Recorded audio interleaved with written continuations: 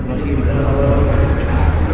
فإن قلت مع تباين ذات الكاشف والمكشوف كيف يتصور الكشف فإنه إنما يتحقق بقدر الاتحاد، وأيضا كيف يتصور التمايز في الكشف بين الممكنات مع اتحاد ذات الكاشف. قلت يتصور الكشف مع كون الكاشف مباينا للمكشوف إذا كان للأول خصوصية مع الثاني، وإنما يمتنع ذلك فيما ليس له خصوصية أصلا، بل الخصوصية قد تزيد على الاتحاد في حق الكشف. ثم بالنظر إلى تمايز الخصوصيات يحصل تمايز العلوم. فإن قلت لا يخلو إما أن يكون تلك الخصوصيات انزمامية فيرجع إلى شق الانزمام، أو انتزاعية فيرجع إلى شق الانتزاع، وقد أبطلنا الشقين فيما مر. قلت نختار كونها انتزاعية، ولكن ليس مناط الكشف على هذه المفهومات الانتزاعية بل على منشأها، وهو ذات واحدة بسيطة، ويجوز أن يكون ذات واحدة منشأ لانتزاع أمور كثيرة مختلفة الآثار والأحكام، كما يشاهد في القرة فإنها تكون منشأ لانتزاع المنطقة والدوائر الصغار والأقطاب والمحاور مع كونها متمايزة في الآثار. كذلك يكون ذات الواجب تعالى منشأ لانتزاع خصوصيات مختلفة متمايزة الأحكام والآثار، وهي العلوم المتمايزة، وحينئذ لا غبار في هذا المذهب، ولا يكون علم الباري تعالى على هذا الطور بحصول السورة، فيتم قول المصنف ولا يتصور على صيغة المعلوم. معلوم ہوا بیا لا يتصور ہوا ولا يتصور على صيغة المعلوم مضموع ہے وصر بیا عمل دیو شکو کبھی کرو. ولعل تنقيح هذا المطلب الشريف بهذا اللفظ النفيس لا يوجد في مطاوى الكتب الكبار فضلا عن الصغار، فانظر بعين العقل الصائب ولا تكن من المسرعين في الرد والقبول حتى يتجلى لك حقيقة الحال.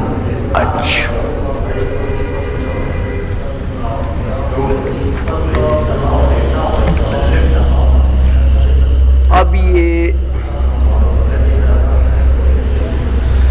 کل آپ نے پڑھ لیا کہ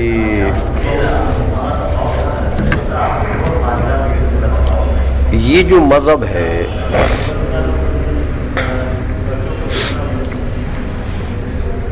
متاخرین کا،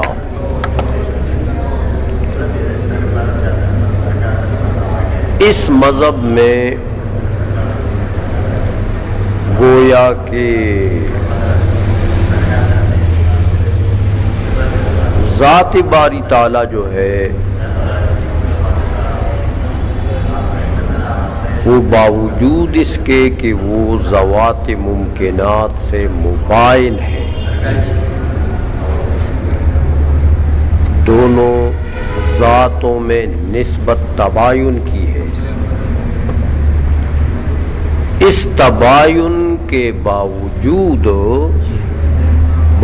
باری تعالیٰ کی ذات ان سب کے لیے کیا ہے؟ مبدأ انکشاف ہے،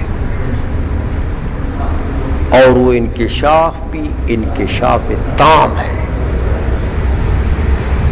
انکشاف تام ہے. یہ بات آپ نے کل پڑھ لی تھی نا متاخرین کے مذہب میں. فَإِن قُلْتَ سے اس پر اعتراض ہوتا ہے کہ بھائی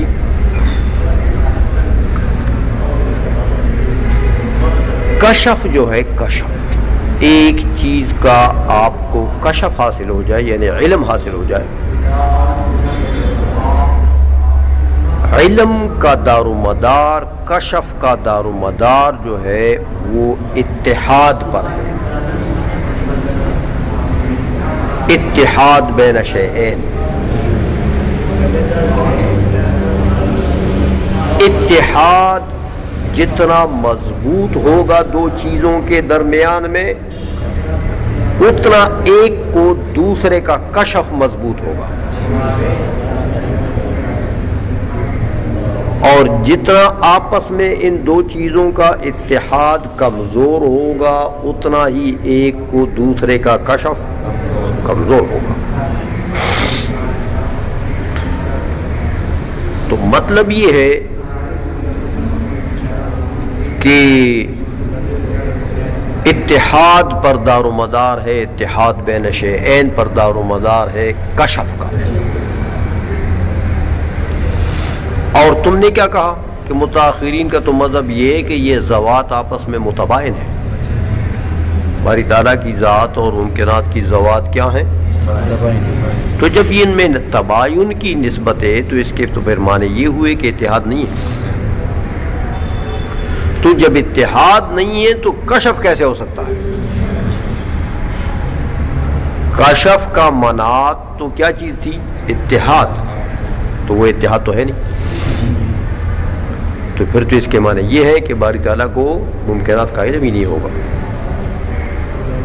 تو تم نے کہا نہیں، تباین کے باوجود کشف تام ہے.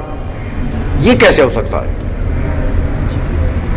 کہ وہ نسبت تباین کی بین شیئین اور ایک کو دوسرے کا کشف تام ہو؟ یہ تو ممکن نہیں ہے. سمجھ میں آ گئی یہ بات ہو تو گویا کہ سائل نے معارضہ کر دیا. کس پر؟ پہلی والی دلیل پر کہ تم کہتے ہو کہ باوجود تباین کے جناب ان کے کشف تام ہے ان کے درمیان میں. یہ ہمارے پاس دلیل موجود ہے. اس دلیل سے یہ پتہ لگتا ہے کہ کشف تام یہاں ممکن ہی نہیں ہے. دلیل کیا ہے؟ وہ یہ ہے کہ کشف تام کے لیے اتحاد ضروری ہے اور یہاں اتحاد نہیں ہے. تو جب اتحاد نہیں ہے تو کشف تام بھی نہیں ہوگا. یہ انہوں نے گویا کہ معارضہ کر دیا پہلے والی دلیل کے اوپر. بات سمجھ میں آ گئی ہے؟ کہتے فین قلتا، اگر سوال میں تو یوں کہے کہ مع تباین ذات الکاشف والمکشوف کیف یتصور الکشف، کہ کاشف اور مکشوف کی ذات کے تباین کے باوجود کیسے متصور ہو سکتا ہے کشف؟ فإنه انما يتحقق بقدر الاتحاد. یہ کشف جو ہے یہ تو متحقق ہوتا ہے بقدر اتحاد. اتحاد تام، کشف تام. اتحاد ناقص، کشف ناقص. اتحاد نہیں، کشف نہیں. آئی سمجھ میں؟ تو یہ تم نے کیسے قول کیا کہ بھئی ہے تباین، اتحاد بالکل نہیں ہے اور کشف تام ہے؟ یہ تو ماننے والی بات ہے ہی نہیں. یہ تو دلیل کے خلاف ہے. بات سمجھ میں آ گئی ہے؟ اچھا،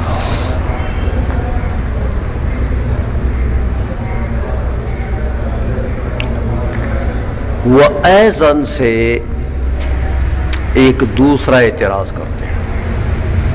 کہتے دیکھو چلو 5 منٹ کے لیے بفرض محال ہم مانتے ہیں کہ چلو تباین کے باوجود بھی کشف ہو سکتا ہے،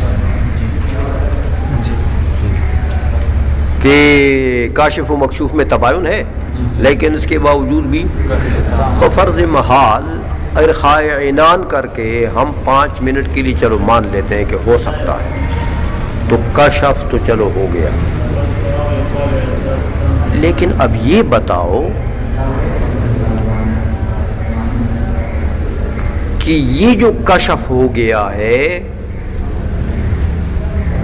ممکنات کا، اس کشف میں ایک ممکن کا دوسرے ممکن سے تمایز کیسے ہوگا؟ اس کشف میں تو ایک ممکن کا دوسرے ممکن سے تمایز ممکن نہیں ہے. چلو کشف تو ہم نے 5 منٹ کے لیے مان لیا، لیکن دیکھو اب یہ کشف تام تو اس وقت ہوگا کہ ایک ممکن باری تعالیٰ کے نزدیک دوسرے ممکن سے ممتاز ہو. تو اس کو ایک امتیازی حیثیت حاصل ہوگی، اس کا علم جو ہے وہ الگ ہوگا، اس کا علم الگ ہوگا، اس کا علم. تو ممکنات کے آپس میں امتیاز ضروری ہے کشف تام میں جی. تو یہاں پر امتیاز کیسے ہوگا بھائی؟ اس کشف میں اگر 5 منٹ کا مان بھی لیں تو اس میں یہ ممکنات جو ہیں یہ آپس میں ایک دوسرے سے ممتاز کیسے ہوں گے؟ سمجھ آ گئی ہے؟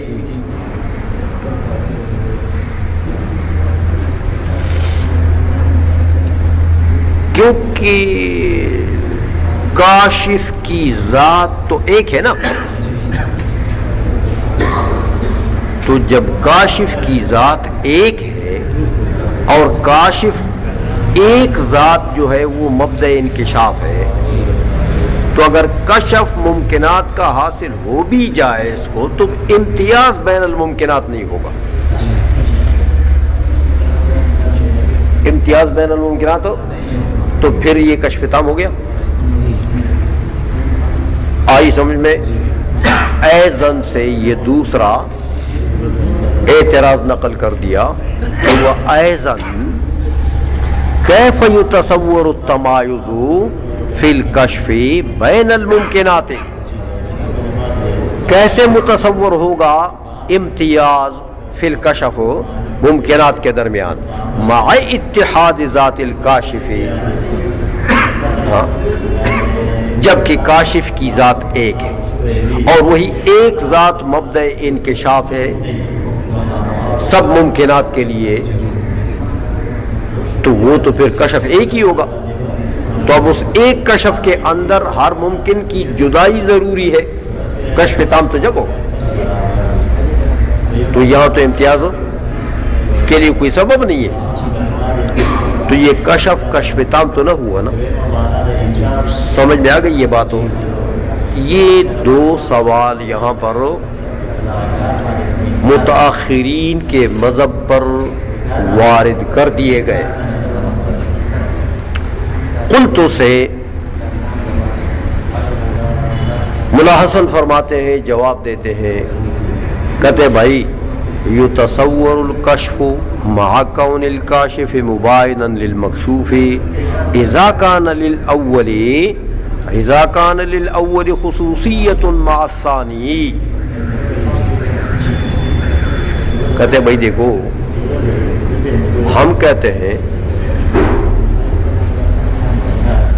کہ یہ جواب بنا ہے منع پر، کہ تم نے تو سوال میں یہ کہا کہ کشف کا دار و مدار کس پر ہے؟ اتحاد پر ہے. ہم نہیں مانتے کہ کشف کا منات کس پر ہے؟ اتحاد بین العالم والمعلوم پر ہے. ہم نہیں مانتے اس کو، بلکہ کشف کا دار و مدار اتحاد کے علاوہ باقی چیزوں پر بھی ممکن ہے. سمجھئے؟ یعنی مطلب یہ ہے کہ مجیب یہ کہنا چاہتے ہیں کہ تم نے جو یہ حصر کر دیا کہ بھئی کشف کا دار و مدار صرف اتحاد پر ہے، یہ حصر ہم، بلکہ اتحاد کے علاوہ بھی بعض صورتیں ایسی ہیں جن میں کشف ہو سکتا ہے، اتحاد نہیں ہوگا اور کشف ہو جائے گا. وہ کیا ہوگا؟ کہتے وہ یہ ہوگا کہ عالم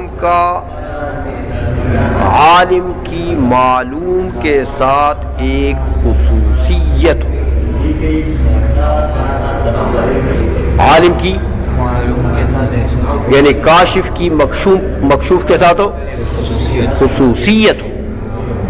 تو دیکھو اتحاد نہیں ہے، خصوصیت ہے. تو خصوصیت جو ہے یہ ایک علاقہ ہے دونوں کے درمیان میں، اس خصوصیت کی وجہ سے عالم کو معلوم کا علم آ گیا ہے. وہ دونوں کی آپس میں خصوصیت ہے, سمجھ آئیے. تو اس خصوصیت کی وجہ سے عالم و معلوم کے درمیان میں مناسبت تو پیدا ہو گئی ہے, سمجھ میں آ گئی ہے. تو اس خصوصیت کی وجہ سے گویا کہ یہ عالم کی ذات جو ہے یہ مبدأ انکشاف بنا کس کے لیے؟ اس مکشوف کے لیے, اس خصوصیت کی وجہ سے. اور آگے فرماتے ہیں کہ دیکھو وَإِنَّمَا يَمْتَنِعُ ذَلِكَ فِي مَا لَيْسَ لَهُ خُصُوصِيَّةٌ أَصْلًا. دیکھا کہتے بھائی یہ تو کشف بین الشیئین یہ ممتنع ہے, نہیں ہو سکتا. کب نہیں ہو سکتا؟ جب خصوصیت نہ ہو, جب عالم کی کاشف کی مکشوف کے ساتھ کوئی خصوصیت نہ ہو, بالکل تباین محض ہو, اجنبیت محضہ ہو, تو پھر تمہاری بات ٹھیک ہے, پھر کشف نہیں ہو سکتا. آئی سمجھ میں؟ لیکن اگر خصوصیت ہو تو پھر کشف ہو ممکن ہے باوجود اس کے کہ اتحاد نہ ہو. عائشہ میں آگے ترقی کرتے ہیں کہ بھائی بل الخصوصیت قد تزید علی الاتحاد فی حق الکشف. تم تو کہتے ہو کہ کشف کا دار و مدار اتحاد پر ہے نا, ہم کہتے نہیں, خصوصیت کی وجہ سے بھی کشف ہو سکتا ہے, بلکہ خصوصیت جو ہے وہ اتحاد سے بھی بڑھ کر منات بنتا ہے کس کے لیے؟ کشف کے لیے. خصوصیت کو گویا کہ منات بننے میں زیادہ ترجیح حاصل ہے اتحاد سے. خصوصیت بڑھ جاتی ہے کبھی اتحاد سے کشف کے لیے منات بننے میں. سمجھ میں آ گئی ہے؟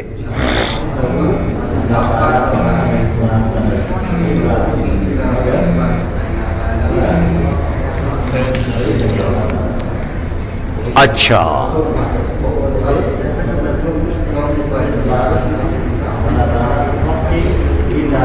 اب وہ دوسرا سوال نہیں ہوا تھا ایزن والا کہ کشف اگر آ بھی گیا تو تمایز کیسے ہوگا؟ اس کا جواب دیتے ہیں کہ ثم بالنظر الى تمایز الخصوصیات یحصل تمایز العلوم. تم نے کہا تھا نا کہ کشف اگر آ بھی گیا تو پھر اس کشف میں ممکنات کے درمیان میں تمایز کیسے ہوگا؟ تمایز کے لیے کوئی سبب نہیں ہے. کہتے تمایز کے لیے بھی سبب ہے, کیونکہ یہ جو خصوصیات آ گئی ہے کاشف کی ہر ممکن کے ساتھ علیحدہ خصوصیت ہے, تو ان خصوصیات میں تمایز ہے کہ نہیں ہے؟ بس ان خصوصیات کے تمایز کی وجہ سے ممکنات میں بھی تمایز آ گیا. تو اس سوال کا جواب بھی سمجھ میں آ گئی ہے. اچھا, اس عبارت سے اس سوال کا جواب دیا ثم بالنظر الى تمایز الخصوصیات یحصل تمایز العلوم. سمجھ رہے ہو کہ نہیں سمجھ رہے ہو؟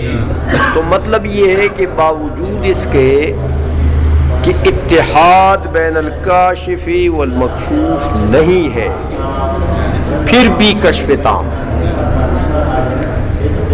کیونکہ ہم نہیں مانتے کہ کشف کے لیے منات صرف اتحاد ہے بلکہ خصوصیت بھی. اور یہاں دیکھو کاشف اور مکشوف کے درمیان خصوصیت ہے, بہت سارے علاقے ہیں خصوصیت کے, لیکن ایک مضبوط علاقہ جو ہے وہ علیت کا نہیں ہے.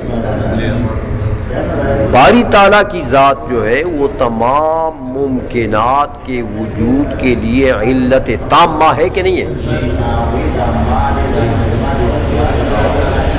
یہ ایک ایسی خصوصیت ہے کہ اس سے مضبوط خصوصیت اور کیا ہوگی؟ سمجھ آ گئی؟ تو علیت کا کی خصوصیت ہے کہ وہ علت ہے یہ سب معلولات. باری تعالیٰ کی ذات علت تامہ ہے وجود ممکنات کے لیے، یہ خصوصیت ہے. تو دیکھو اس خصوصیت کی وجہ سے اب ہر ممکن کے لیے باری تعالیٰ کی ذات جو ہے علیت کی ایک الگ اور ممتاز شکل ہے.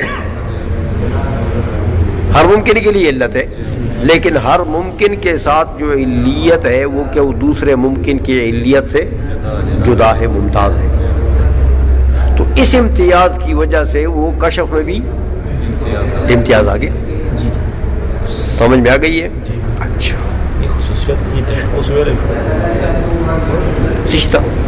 خصوصیت نا تشخص نہیں رہا دا کو علیت در تمام نے علیت د باری تعالیٰ د پارا د ممکناتو دا خصوصیت دے د باری تعالیٰ د مبدأ انکشاف د باری تعالیٰ ذات تے کا نا د باری تعالیٰ د ذات د ذوات د ممکناتو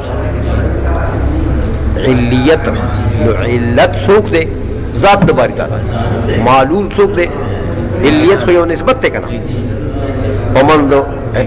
پمند علت و د معلول کی نو دیتا خو خصوصیت ویلے شو تشخص نہیں شو، یعنی تشخص خو آگئی چی یا ذات دا باری تعالیٰ تا عارض کی گی یا بزوات دا ممکنات تا عارض کی گی. تشخص نسبت نہیں، نسبت بین شیئین نہیں.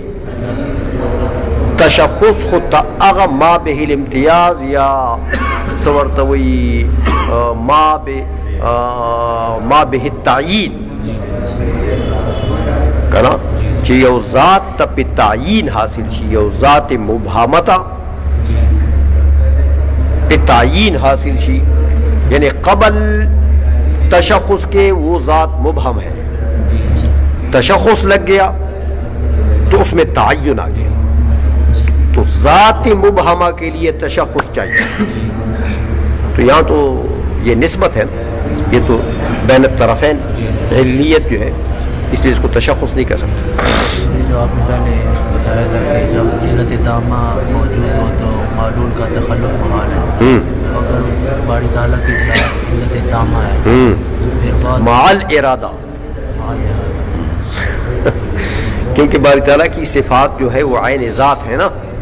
ہاں تو جتنی صفات کو دخل ہوگا کسی چیز میں ان تمام صفات کے وجود کے ساتھ، اعتبار کے ساتھ، تو جس کا ارادہ نہیں کیا وہ موجود نہیں ہوں گے. جب ارادہ کرے گا تو علت تامہ موجود ہو جائے گا، علت تامہ سے پھر تخلق محال ہے.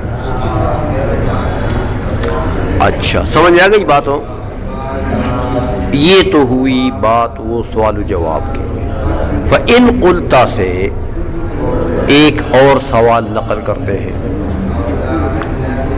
فرماتے ہیں اچھا بھائی تم نے یہ کہا کہ باری تعالیٰ کی ذات اور ممکنات کی ذوات کے درمیان میں کیا ہے؟ خصوصیت.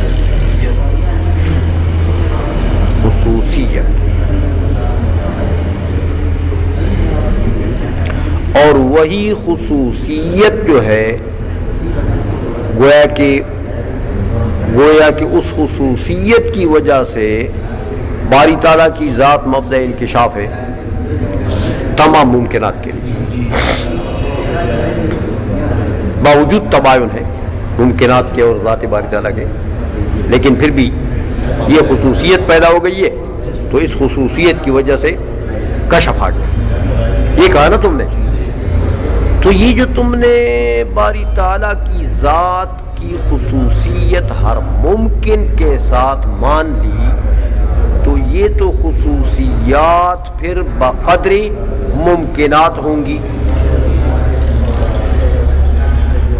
خصوصیات تو یہ خصوصیات جو ہیں یہ یا انضمامات ہوں گی یا انتزاعیات. دیکھا لا یخلو اما ان یکونا تلک الخصوصیات انضمامیتا فیرجع الى شق الانضمام او انتزاعیتا فیرجع الى شق الانتزاع وقد ابطلنا الشقین فیما مرا. سمجھ آ گئی ہے کہ یہ جو خصوصیات ہیں یا منضمات میں داخل ہوں گی یا انتزاعیات میں، جس میں بھی داخل کرو. ہم نے دونوں شقوں کو پہلے کرایا نا، تو یہ خصوصیات تو ممکن وجود ہی نہیں ہے، کیونکہ جس میں بھی داخل کرو گے باطل ہے. انضمامات بھی داخل کرتے ہو باطل کر رہا ہے، ہم دلائل دیا. انتزاعیات میں داخل کرتے ہو باطل، تو ان کا تو وجود ہی نہیں ہو سکتا.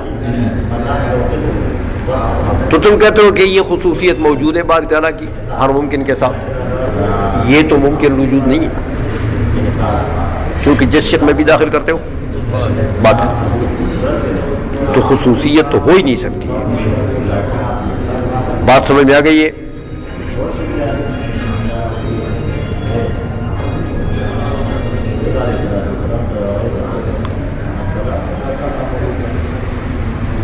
ملا حسن اس کا جواب نقل کرتے ہیں قلتو سے، فرماتے ہیں کہ بھائی ہم شق یہ اختیار کرتے ہیں کہ یہ خصوصیات جو ہیں یہ انتزاعیات ہیں. کیا ہے؟ انتزاعیات. اب تم نے اعتراض کیا تھا نا انتزاعیات، کہ انتزاعیات جو ہیں وہ اگر صفت مبدأ انکشاف ہے تو یا وہ مبدأ انکشاف بنے گا اپنے منشا کے اعتبار سے یا اپنی ذات کا. وہ سوال یاد ہے؟ یہاں ہم کہتے ہیں کہ بھائی نختار کونہا انتزاعیتا ولكن ليس مناط الكشف على هذه المفهومات الانتزاعیة بل على منشأها. یہ جو خصوصیات انتزاعیہ ہیں ہم نے ان خصوصیات کو مبدأ انکشاف مانا ہے؟ نہیں. سمجھائیے، ہم نے تو کہا یہ خصوصیات یہ سبب ہے منشأ انکشاف بننے کے لیے. ان کو ہم نے منشأ انکشاف مانا نہیں. منشأ انکشاف تو باری تعالیٰ کی ذات ہے. ممکنات کے لیے جو کشف ہے اس کا منشا اور مبدا کیا چیز ہے؟ باری تعالیٰ کی. یہ خصوصیات نہیں ہے، یہ خصوصیات تو انتزاعیات ہیں. آئی سمجھ میں؟ اس لیے فرماتے ہیں کہ ولیکن لیس مناط الکشف علی هذه المفہومات الانتزاعیة بل علی منشأها. مبدأ انکشاف کون ہے؟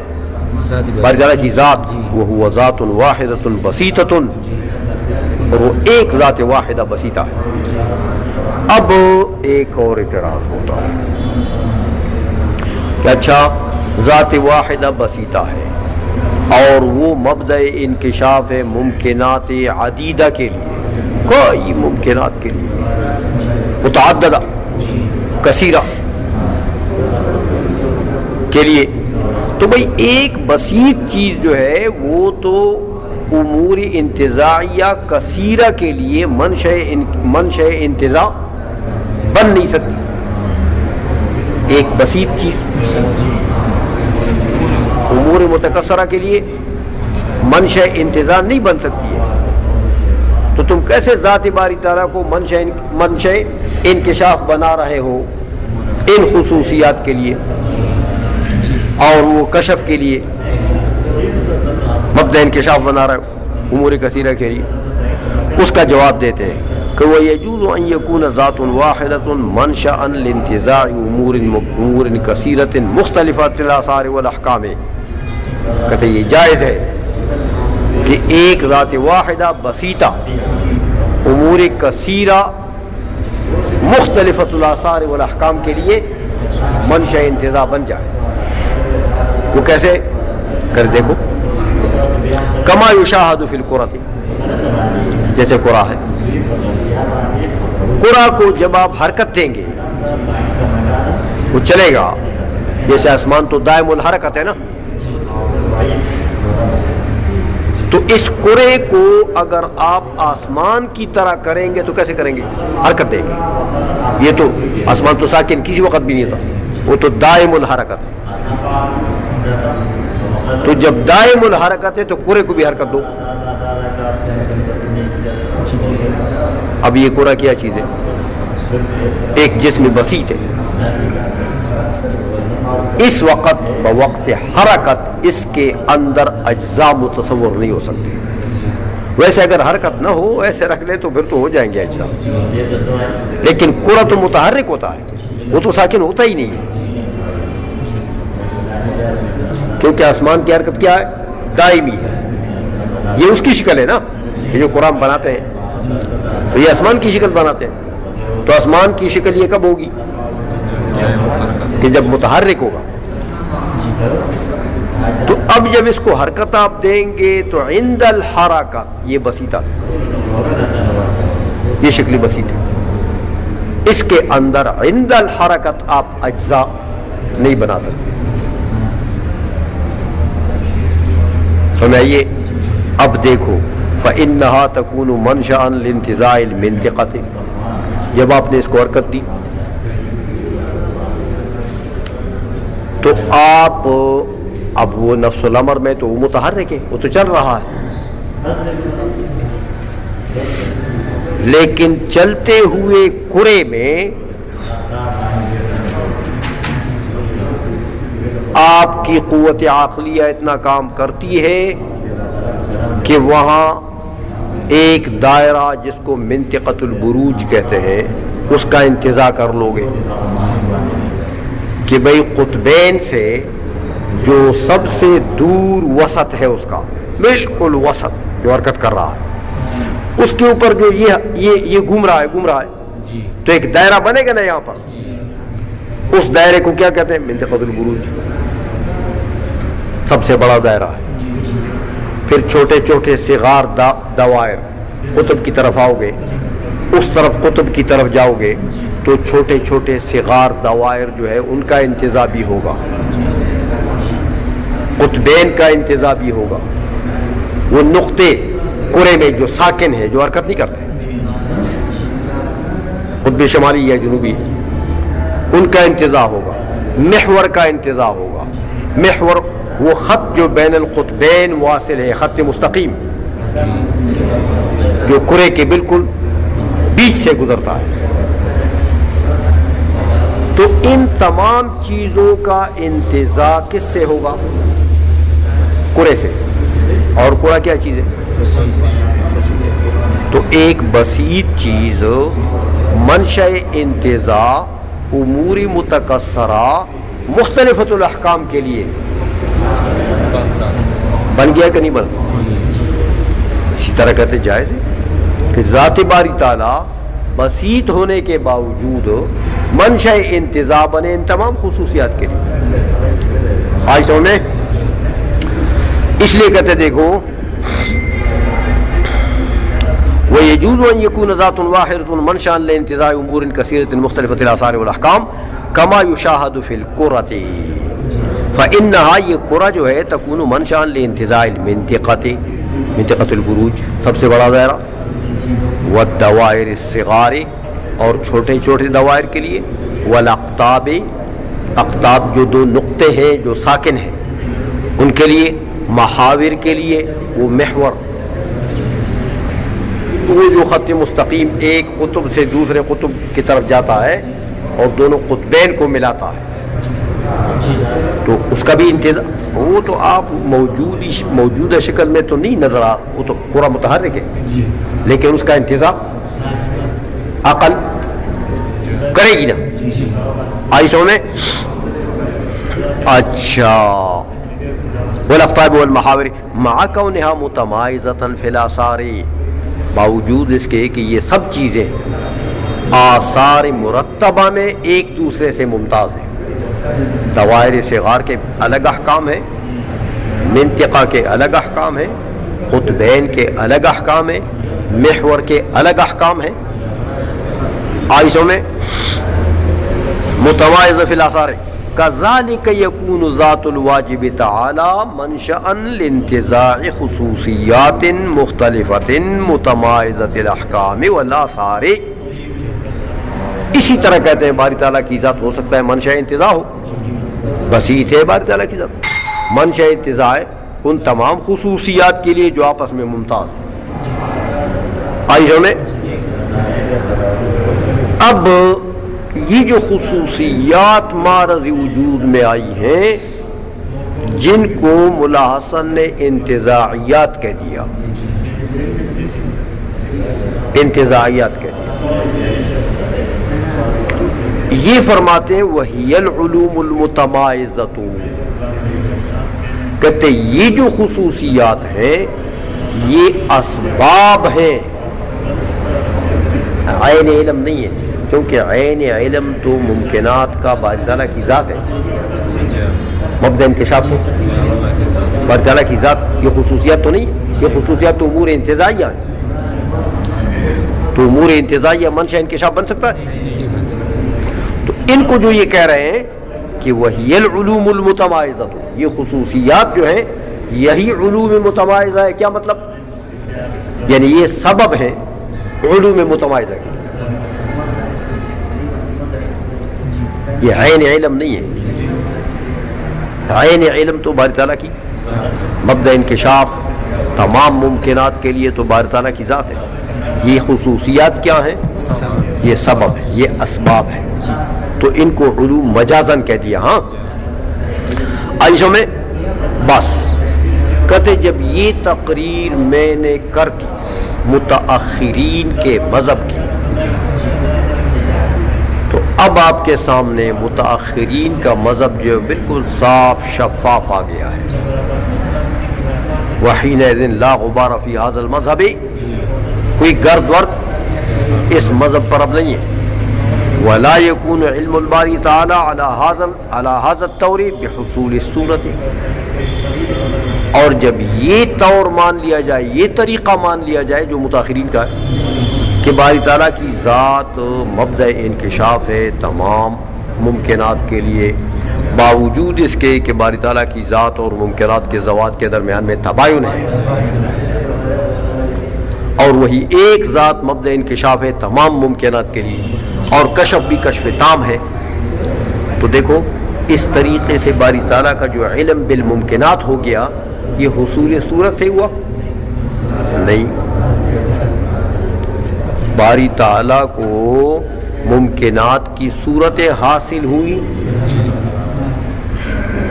تو یہ علم حصول صورت سے تو نہ ہوا نا.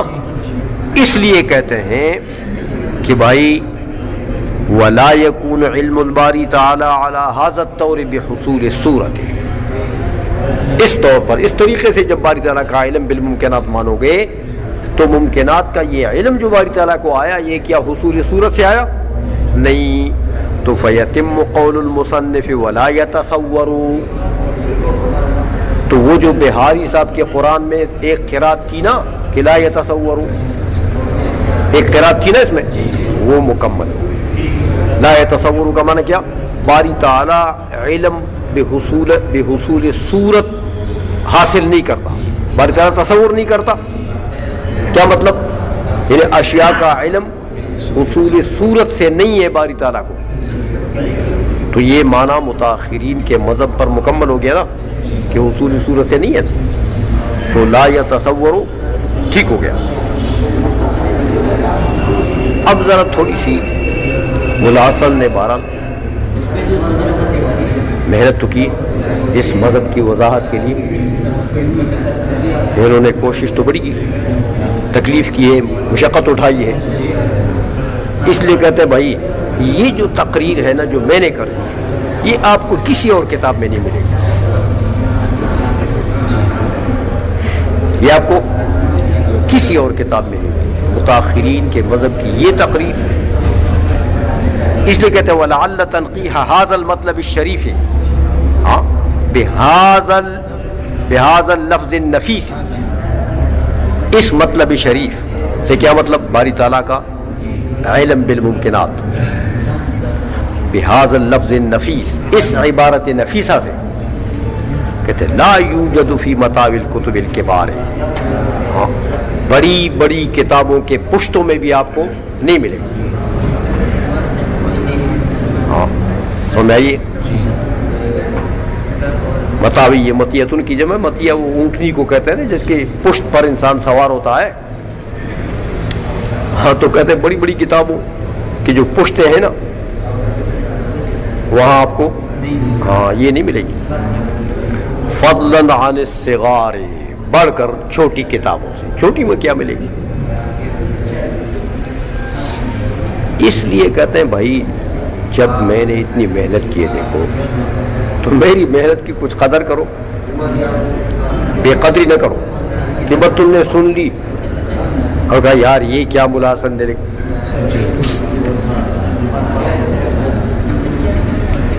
رد میں جلدی نہ کرو اور قبول میں بھی نہ کرو، تھوڑا سا سوچو اس کو، تو سوچنے کے بعد اگر تمہارے دل میں رد کی کوئی مستقل دلیل آتی ہے تو کر لو، اور نہیں تو اس کو قبول کرو۔ سنائیے، اس لیے فرماتے کہ فانظر بعین العقل الصائب، عقل صائب کی نظر سے اس کو دیکھو، عقل صائب کی آنکھ سے اس کو دیکھو۔ وَلَا تَكُن مِّنَ الْمُسْرِعِينَ فِي الرَّدِّ وَالْقَبُولِ، اور رد یا قبول میں جلدی کرنے والوں سے نہ ہو، یعنی جلدی نہ کرو۔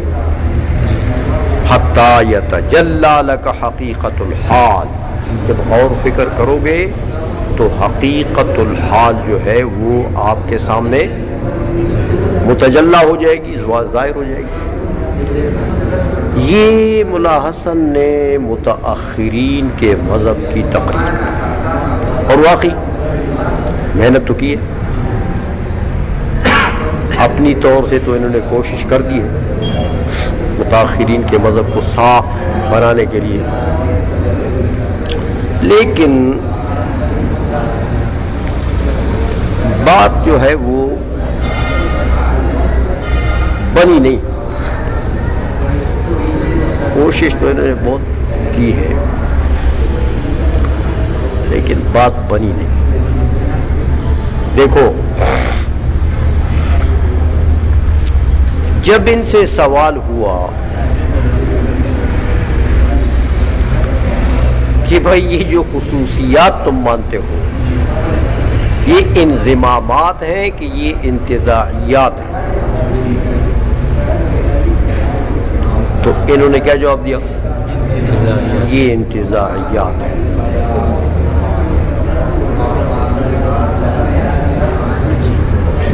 دیکھو بھائی خصوصیت کی میں نے آپ کو بتا دیا کہ خصوصیت سے کیا چیز مراد ہے؟ علیت، کہ باری تعالیٰ کی ذات علت ہے، ممکنات کی ذوات کیا ہیں؟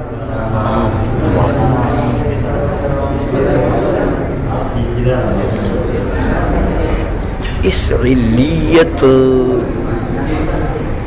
کے متعلق ایک تو یہ سوال کرنا کہ یہ انضمامات ہیں کہ انتزاعیات ہیں، یہ مبہم سوال ہے، کیونکہ صفت انضمامی بنے گی تو یا باری تعالیٰ کی ذات کے لیے بنے گی یا ممکنات کی ذات کے لیے، کیونکہ انضمامی صفت تو کسی ذات سے قائم ہوگی نا، کسی ذات سے قائم ہوگی۔ سمجھ میں آ گئی ہے؟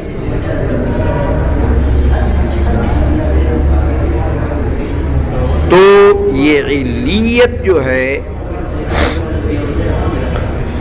یہ صفت یہ تو نسبت بین الشیئین ہے، علت و معلول کے درمیان میں نسبت ہے، عائشہ میں تو اس کے متعلق یہ تصور کر لینا کہ یہ صفت انضمامی ہوگی، نسبت بین الشیئین جو ہے وہ منتصبین میں سے کسی ایک منتصب کے ساتھ قائم ہوتی ہے۔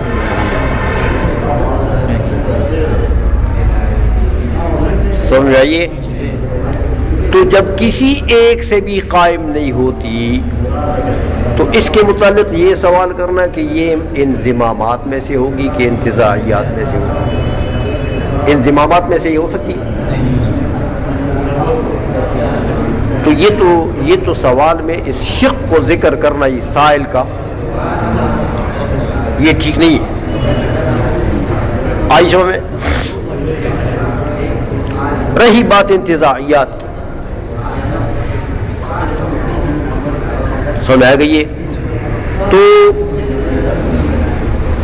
انتزاعیات کے متعلق یہ کہہ دیا انہوں نے کہ یہ انتزاعیات ہے،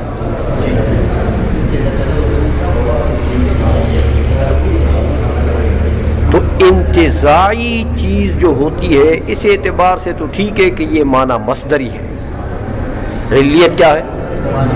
معنی مصدری ہے، تو معنی مصدری جو ہے وہ انتزاعیات میں سے ہوتا ہے، علیت معنی مصدری ہے اور معنی مصدری اس اعتبار سے تو ٹھیک ہے، لیکن ایک اس علیت کا مصداق ہے، ایک اس کا مفہوم ہے، تو مفہوم کے اعتبار سے تو ٹھیک ہے انتزاعی ہے، لیکن ایک اس علیت کا مصداق ہے، یہ علیت جس پر صادق آتی ہے وہ مصداق کون ہے؟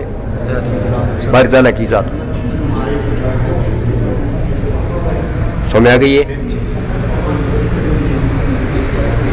تو باری تعالیٰ کی ذات پر یہ اطلاق کہ یہ علیت انتزاعی ہے باعتبار مصداق تو صحیح،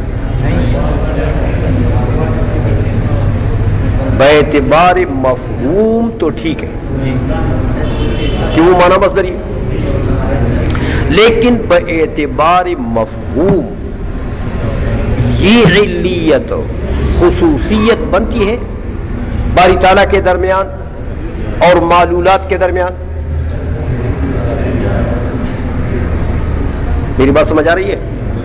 باعتبار مفہوم تو انتزاعی کہنا ٹھیک ہے، لیکن باعتبار مفہوم یہ علیت خصوصیت بنتی ہے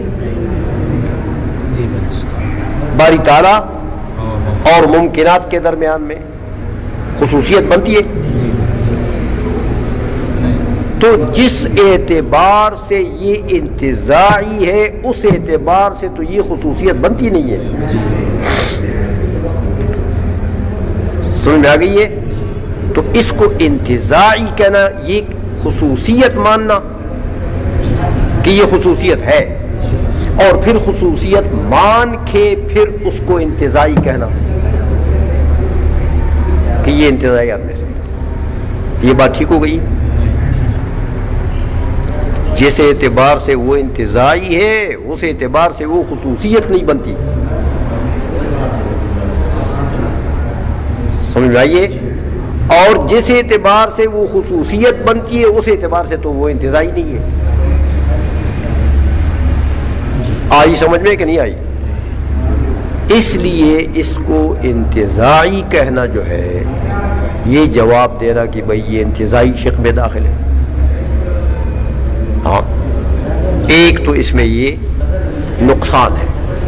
دوسرا یہ دیکھو کہ اس نے قلت سے یہ تو مان لیا کہ یہ انتزاعی ہے. تو سائل نے کیا کہا تھا کہ اگر تم انتزاعی مانتے ہو تو انتزاعی کو تو ہم باطل کرائیں. تو اس کے باطل جو جس دلیل سے اس نے باطل کیا تھا اس کے باطل کا جواب دے دیا اس نے. خلاصہ نے جواب دیا. سائل نے کہا تھا کہ تم اس کو کس میں داخل کرتے ہو؟ انتزاعیات میں. اگر انتزاعیات میں داخل کرتے ہو تو اس شق کو تو ہم باطل کرائے. تو جس دلیل سے وہ باطل کرایا اس کا جواب بھی یہاں دینا چاہیے تھا نا. جب تم اس کو انتزاعی مانتے ہو اور انتزاعی کو جس دلیل سے وہ باطل کیا اس نے اس دلیل کا جواب بھی یہاں دینا چاہیے تھا. اس نے جواب دیا چھوڑ کے چلا گیا. آئی سمجھ میں. اس لیے بات صحیح طریقے سے بنی نہیں. وہ انتزاعی والا رد جو ہے وہ پھر بھی باقی ہے ابھی بھی. سمجھ آئیے. اس لیے بنیادی طور پر بات ایک ہے کہ متاخرین کے مذہب کو باوجود تباین کے وہ کشف تام مانتے ہیں اور اس کشف تام کی بنیاد وہ خصوصیت پر رکھتے ہیں. خصوصیت سے مراد علیت ہے. سمجھ میں آ گئی ہے. تو اس خصوصیت کی وجہ سے اب یہ کہ یہ خصوصیت آپ انضمامات میں مانتے ہیں یا انتزاعیہ، یہ سوال ہی غلط ہے. سمجھ میں آ گئی ہے. اس کو انضمامات میں مانتے ہیں، ظاہر بات ہے کہ انضمامات میں تو اس کا تصور بھی نہیں ہو سکتا. انتزاعیات میں مانتے ہو تو انتزاعیات میں وہ باعتبار مفہوم ہے. تو باعتبار مفہوم تو وہ خصوصیت ہے ہی نہیں. سمجھ میں آ گئی ہے. اس لیے یہ کہنا کہ انتزاعیات میں داخل ہے یا انتزاعیات میں ہم مانتے ہیں یہ بھی غلط ہے. سمجھ میں آ گئی ہے. کیونکہ خصوصیت وہ بنتی ہے جس اعتبار سے، اس اعتبار سے تو وہ انتزاعی نہیں ہے. بات سمجھ میں آ گئی ہے. اس لیے یہ سوال جو ہے یہ سرے سے سوال غلط ہے. تو اس سوال کے جواب کے دینے کی ضرورت بھی نہیں ہے. نہ سوال ٹھیک ہے نہ اس کے اس طریقے سے جواب دینا کہ ہاں ہم انتزاعی مانتے ہیں. انتزاعی مانتے ہو تو پھر جواب دے دو نا اس کے رد کا. وہ جو اس نے انتزاعی شخص کو رد کیا ہے اس کا جواب دے دو. سمجھ میں آ گئی ہے. اس لیے جب یہ سوال ہی غلط ہے تو اس کے جواب دینے کی ضرورت بھی نہیں ہے. لہذا وہ خصوصیت ہے، اس خصوصیت کو زیادہ سے زیادہ، اس خصوصیت کو تو مبدأ انکشاف متاخرین نہیں مانتے نا. مبدأ انکشاف تو باری تعالیٰ کی ذات ہے. وہ خصوصیت تو زیادہ سے زیادہ ایک سبب بن گئی ہے، ایک سبب بن گئی ہے، ایک علاقہ بن گیا، دونوں کے درمیان میں ایک رابطہ بن گیا کہ وہ تباین محض کو اس نے ختم کر دیا. جو دونوں کے درمیان میں تباین محض تھا اس کی وجہ سے وہ تباین محض ختم ہو گیا. بس اس خصوصیت کا اتنا دخل ہے، اس سے زیادہ تو اس کا دخل نہیں ہے. مبدأ انکشاف تو باری تعالیٰ کی ذات ہے، معلومات ممکنات کی ذوات ہے. بات سمجھ میں آ گئی ہے. لہذا نئے انضمامات میں سے ہے وہ، نئے انتزاعیات میں سے. آئی سمجھ میں. تو پھر بات بن جائے گی. ہو گیا.